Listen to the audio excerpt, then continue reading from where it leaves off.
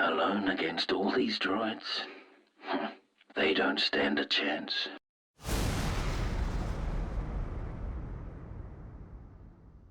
Jango Fett on the job. What's up guys, Jango Fett here, hunting down games, comics, TV shows, movies, and more. And Star Wars Episode VII, The Force Awakens, is the newest Star Wars film since Episode 3 came out in 2006. I'm wearing my awesome, badass Boba Fett t-shirt with a, if you guys can see in the bottom, the flames are Tatooine with, who is it? Okay. Luke, this is Tatooine, this is C-3PO and R2-D2. So cool, really cool shirt. I had to get this. So, wearing this for the review. Now, before I start with my review, I have to mention that in 2014 is when Disney considered the EU non-canon, and it still hurts me to this day. No matter what Disney does with their series, I will always be a hardcore expanded universe fan, no matter what. I'm never gonna give up on the expanded universe no matter what Disney does with Star Wars from now on. And it will always be my #1 love in life. And if you want to support a page and spread the word about the expanding universe, support this awesome Billboard project, which I already did a video about before. So if you want to check out that project, I'll put a link down below in the description. Support this EU project so it gets awareness for the expanding universe to Lucasfilm, that we absolutely care for the expanding universe to this day, and we want it to return in its glory. So this will be a non-spoiler review. If you guys want me to do a spoiler review, let me know in the comment section down below. But this video is no spoilers whatsoever. So the movie is set 30 years after the events of Episode 6, with a new threat arising in the New First Order, even though it should be called the Second Order, and it's rising from the ashes of the, the Empire, the former Empire, to battle with the Resistance, aka Rebels, there and back again. And there's our movie. I'm not gonna spoil anything more than that. That's pretty much our movie. So what does this movie do well? First off, the main characters are fantastic.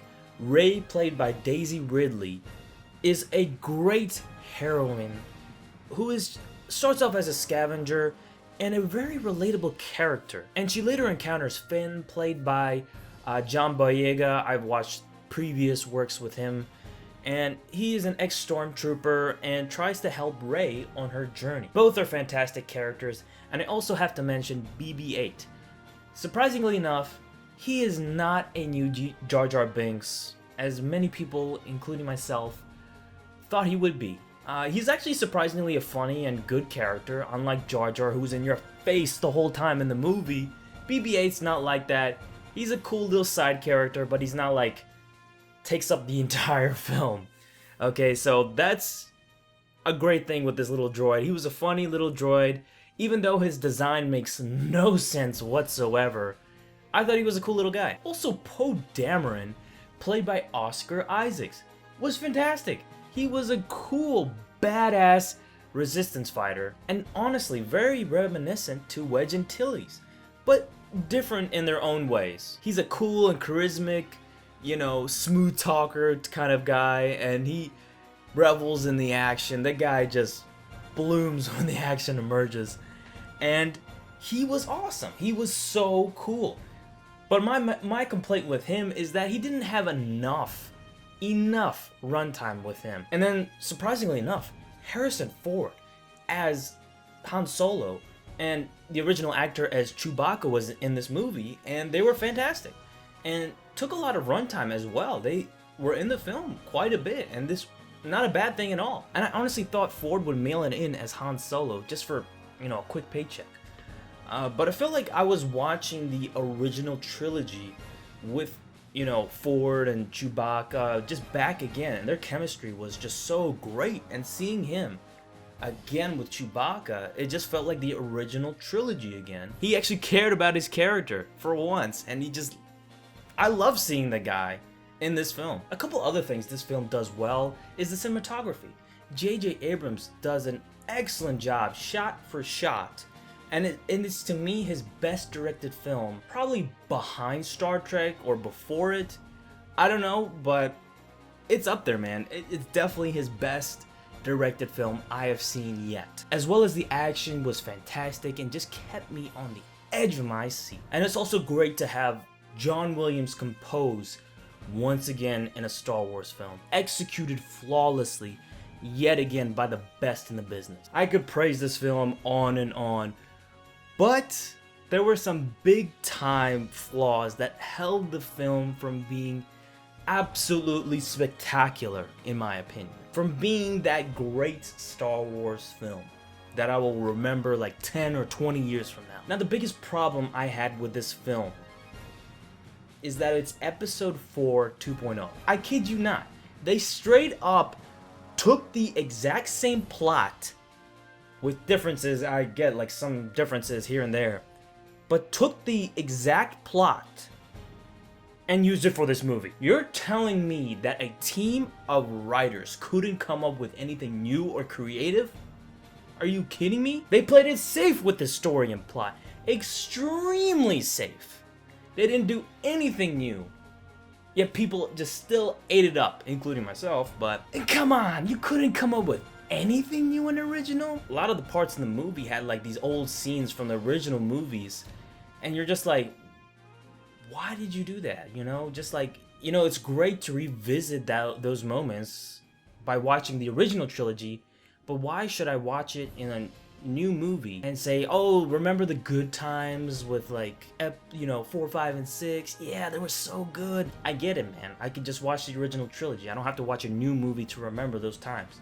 Just like with Jurassic World, but even worse. The movie tried very hard to make you remember the old times from the original trilogy and force it down your throat. Then there's a story, which I don't mind, but not explaining key elements in the story or key forces like the First Order or how the Republic, started still bothered me. I still couldn't buy the fact that the First Order rose up so quickly, even though I know it's 30 years after Episode 6. But man, it feels like the events of Episode 6, Return of the Jedi, just didn't matter in the end because the First Order rose up so quickly. Now to talk about the most overrated character in existence.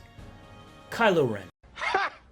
Gay! He is the villain in this movie, and man, is he a whiny little bitch. People want to bitch about Anakin in the prequels, but man, is Ren up there, man. He is up there. He is getting up there. Really can't imagine how he's gonna be in the next films, but so far, it's not looking good. People are praising Kylo Ren that he's like the coolest looking guy ever, and he's like the second coming of Vader. Oh my god. I'm just like, bitch, have you heard of Revan?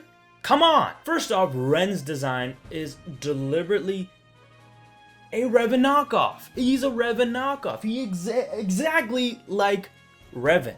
And don't tell me otherwise. He is exactly like Revan. Second, he's not close to Vader. His voice sucks, his mask is pointless, and he's just one of the most least interesting characters I have seen. He whines and bitches most of the time in the film, and I just can't stand him. His past is shown in bits and pieces, but you don't know anything about him still. You'll find out more in the film, but you're less like, what are your motivations? Like, I just don't understand your character at all. Just not a good villain.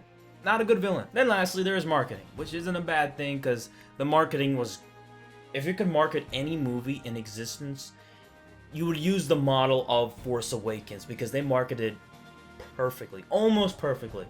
Almost perfect. And merchandising was great too. And anytime I can get great and cheap Star Wars stuff, hell, I'm not complaining, man. I'll take it in a heartbeat. But marketing was misleading because some characters like Captain Phasma, they were marketing her like some newest, Star Wars female villain that would test the heroes. But she didn't do jack shit in this movie. She did nothing in this movie. She had 5 minutes in the whole freaking movie. I kid you not. And also is the names. Snook, Phasma, Poe? Really? Come on. They're absolutely terrible Star Wars names.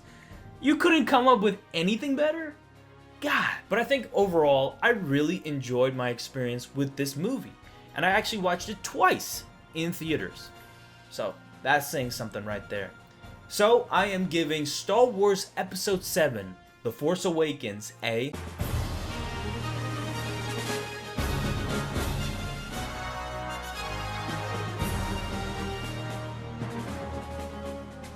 I really enjoyed the film and think it's a really good film, but it's not a great film and not even comparable to the originals. It's not. I mean, you could say, you know, this to New Hope, but I think A New Hope is a million times better and actually was first, but this is just a reboot, honestly. You can make a case for the prequels, but give me 2 more of these damn movies, then we can talk. Because I actually liked the prequels. Unlike most people out there, I love the prequels. I really enjoyed the prequels. I am not looking forward to the future of Star Wars films because there's going to be a new film every single year with these stupid ass spin-off films. But if you have a Poe film, I might buy into that because he was an awesome character. Not shown enough in this film, but he was pretty good. And I would love to see him in like Rogue Squadron movie or whatever it's called, like next year or so. If he's not in that film, then I'm not gonna watch it. Spin-off films are a terrible idea in Star Wars. It's really milking the franchise at this point. Okay, it doesn't work with Star Wars. Now with trilogies, yes, people are gonna buy into it at first, and then they're just gonna slowly be like, okay, I just don't care. They just gonna hate Star Wars after that point. And I know Marvel does it, and I'll probably talk about it in another video in the future, and why Marvel actually can get away with it, but not Star Wars. But the second film, directed by Rian Johnson, I'm actually looking forward to. It's going to come out in 2 or 3 years or however long it's going to take. But the third film, directed by this motherfucker, the maker of, you know, Jurassic World, fuck that shit. Hell no, I'm not gonna see that. So thank you guys so much for watching. Don't forget to please like and comment down below. Tell me what you think of The Force Awakens. And how many times have you seen it in theaters? And the next videos I'm planning on doing are top 10 lists. So I think 3 or 4 in particular.